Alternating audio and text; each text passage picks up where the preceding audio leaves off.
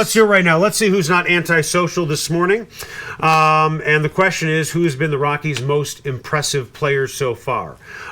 You chimed in earlier in the show with whom? Kyle Kendrick. Kyle Kendrick. Who did you have? I said Carlos Gonzalez. Okay. And this is who CD O'Neill, excuse me. No, it's CD1L. CD O'Neill. These are very complicated. Well, because the handles. O is capitalized. That's the curveball. Okay, CD O'Neill, 3026. It has been nice to see Cargo back to his old self. That was the Justin Bieber line. Remember in the roast where she's like, Shaquille is Arabic for beautiful, right. and O'Neill is Irish for just kidding. Right. That's good. This coming from D. Baker, 3026, might be Huntley. Besides good start to hitting, nice to have a real catcher. I was going to bring him up earlier when we were talking about Eddie Butler and Lyles and these younger pitchers. I mean, clearly the catcher plays a role in this, whether he's a psychologist, whether he's a mentor, whether he's calming them down, whatever. And clearly this is an upgrade from the baby bull. Or the fact that he can actually catch. That's a plus for the catcher. Yeah, the ball. Where you catch a ball and you don't carry it out of the strike zone. Yeah. Where you, as you know with Molina, you turn balls into strikes. Right.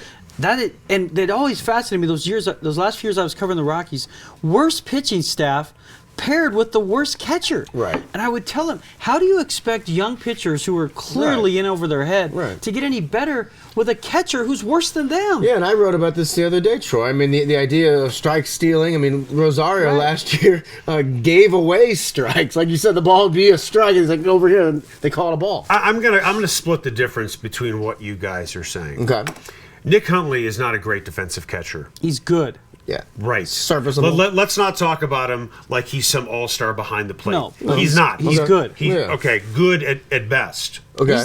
He's better than you think defensively. Okay. Metrics will show you that, and managers and pitchers will tell you that. But he's better than you think But if you look at his actual numbers, they're marginal. Right. Pass balls, all that stuff. Yeah. Okay. As far as, taking a ball and turning into a strike, he's good. Right. Where I think he is great for this team touches on exactly what you just said. What about what I said? Young pitching staff. But what really stuck out to me is something that Kyle Kendrick said.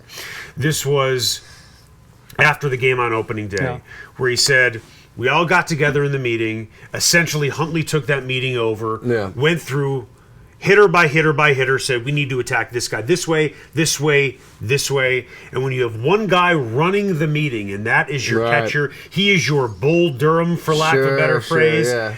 I think that holds a lot of weight. And he said, if you go to that quote, which is a great point, Eric, Kendrick said, I would have never pitched them inside. I would have never pitched them that way. Yeah. Huntley said, do it. And I followed his direction, and they win. That's a good catcher. That's what you watch with Molina. I know you're a huge Cardinals fan. Yeah. How much do you see them shake off Molina? Right, very Never. seldom. Or it's a dummy shake right. on an 0-2 where they're going like this a bunch of times. But he's steering the wheel, isn't he? People talk about this. Veritek, another example from Boston back in the day. I mean, the catcher is so important from a facet that you don't understand. He's another coach. In a way, he's as important to the pitchers as the pitching coach is, especially during those 7, 8 innings, 6 innings that the dude's pitching. All right, go ahead. The last thing on that, why it always bothered me when Rosario struggled. If you're your defense, who are they looking in at the whole time? Right. Your catcher. Right. How can you feel good about yourself as a team when you're watching your worst defensive player in on every play? That's why I always said the Giants had an advantage over the Rockies with Posey. Sure. They're watching their best player be involved in every play. Tulo and Cargo aren't involved in every play. Right. They have to wait for the game to come to them. Yeah. You can't have your worst defensive player at that position. Yeah. At the risk of sounding completely cynical. Okay. You ready? You guys ready for this? Totally. Where are we going to go? Yeah. Has Rosario's trade value never been higher? After one hit. Right? After one hit. Move him now! I've been saying trade him. Him and brother is package deal. Is this the highest his trade value is going to be?